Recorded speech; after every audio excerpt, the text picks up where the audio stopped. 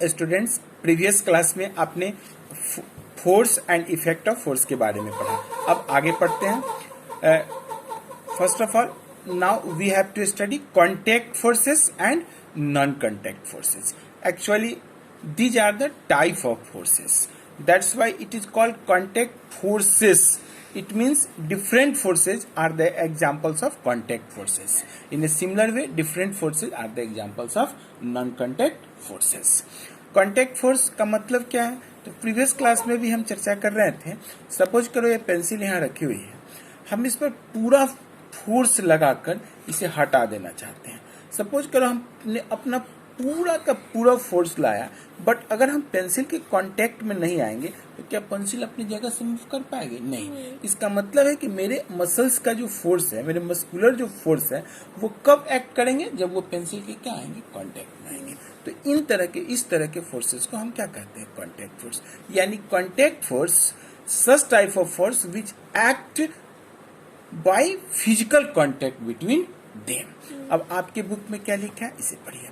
कहते हैं can you push और पुल। पुश और pull means force. It means can you apply a force. Can you push और pull a chair without touching it. क्या आप बिना टच किए हुए एक चेयर को पुल या पुश कर सकते हैं? ऑब्वियसली नो, कभी नहीं। आप पूरा फोर्स लगा दें लेकिन टेबल के कांटेक्ट में आए नहीं, तो क्या टेबल मूव करेगा? नहीं करेगा, नेवर। तो no, you should have physical contact with the chair in order to push और पुल इट। इसे पुश करने के लिए या पुल करने के लिए फर्स्ट ऑफ ऑल हमें क्या करना होगा कि ये physical contact between the with the chair. तो such type of force is called contact force. आपके बुक में क्या लिखा है? A force acting between the two bodies that requires a physical contact between them is called contact forces. यानी ऐसा force जो कब अपियर हो, जिसके लिए क्या जरूरत हो कि ए physical contact between them is called contact forces. तो क्या याद रखेंगे?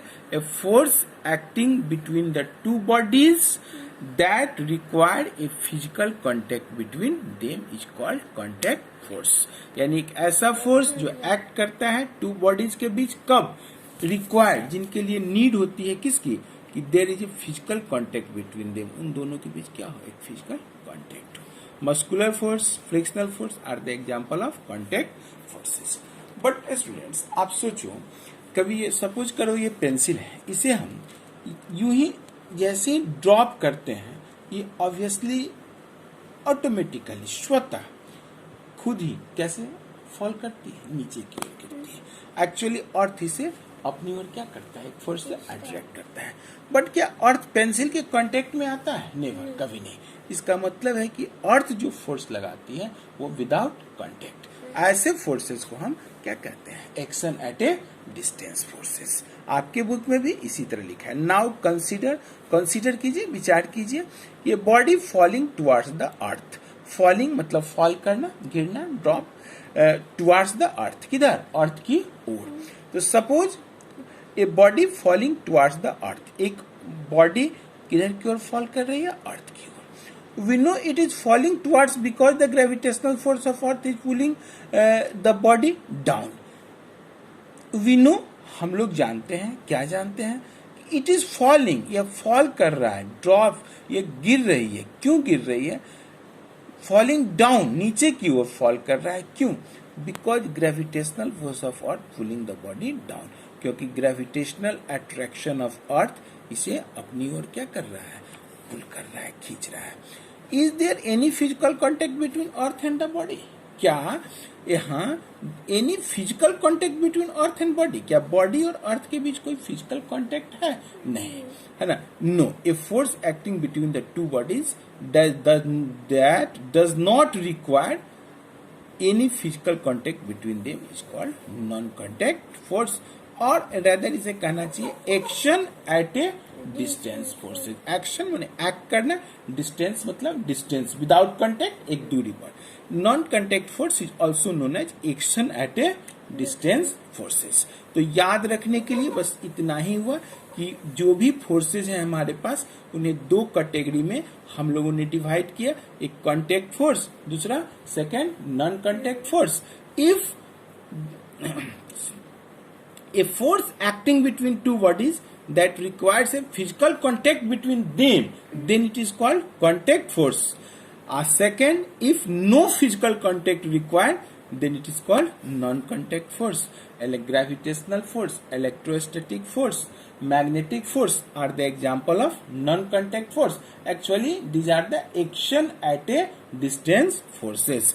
But muscular force, frictional force is an example of contact forces. The muscular force, first of all, we have to study muscular force.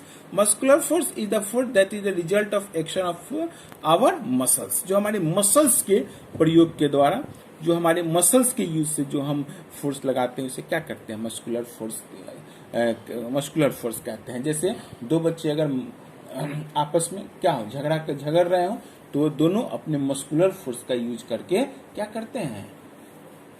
झगड़ा कर रहे होते हैं, मारपीट कर रहे होते हैं, नहीं बॉक्सिंग का ये कर रहे होते हैं।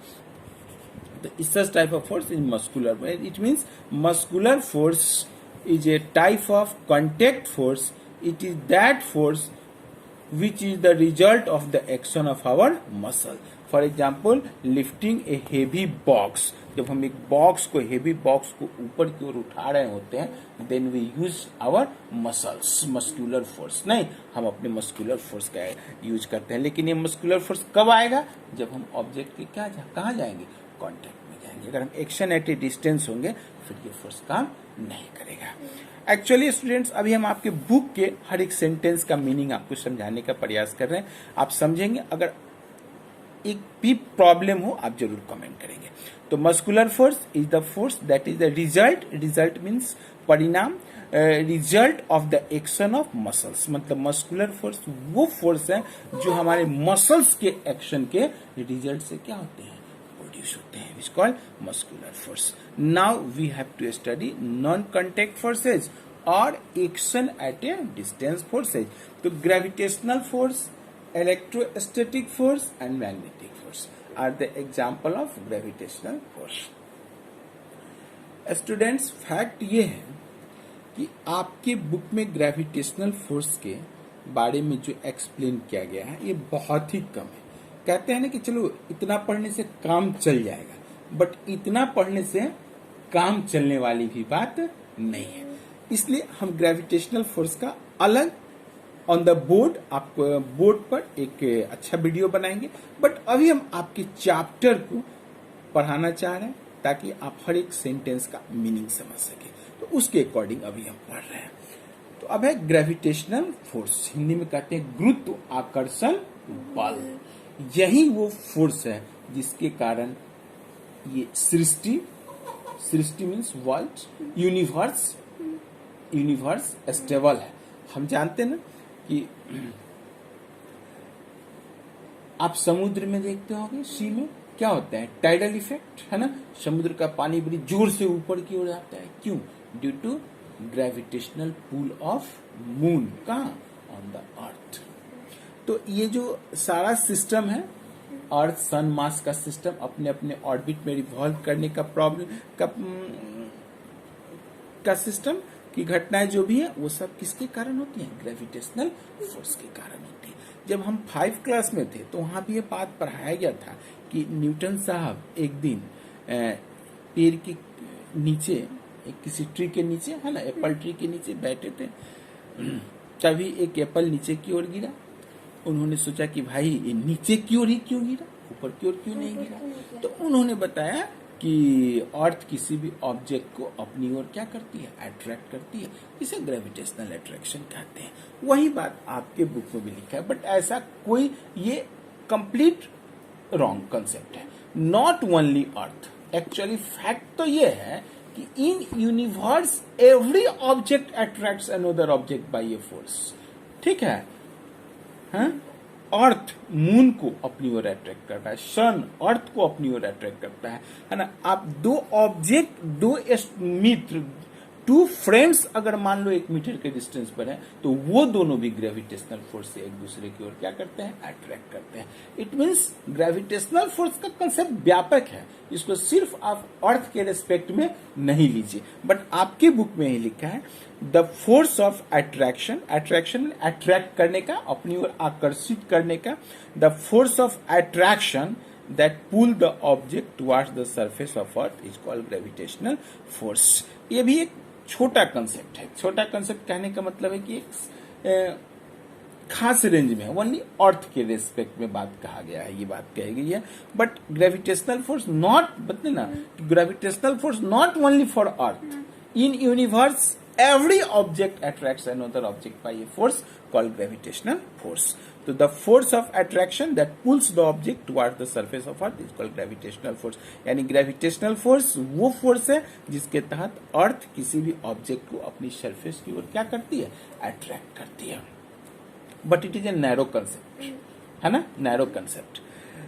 Real concept here, next line, gravitational force acting between all the object in the universe. Gravitational force act करता है, कार्य करता है, ग्रेविटेशनल फोर्स का इंपैक्ट होता है कहाँ Shani, between all the object in the universe, universe के प्रत्येक ऑब्जेक्ट में। इट मींस आप कह सकते थे कि in universe every object attracts another object by a force which is called gravitational force। It means earth also attract an object towards its center by gravitational force, but not only earth, in universe every object attracts another object by a force।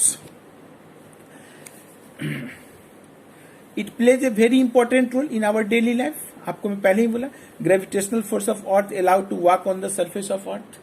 अगर अर्थ अपनी ओर नीचे attract नहीं करे तो क्या हम walk कर पाएंगे, हम लोग उड़ते हुए रहेंगे यूनिवर्स में, नहीं। जैसे स्पेस में ग्रेविटी कम है तो ग्रेविटी कम, जैसे मून पे ग्रेविटी अर्थ की क्या होती है, 1/6 ग्रेविटी हो जाती है, इसलिए मून उतना ज्यादा फोर्स नहीं लगा पाता है जितना से कि कौन लगाता है, अर्थ लगाता है।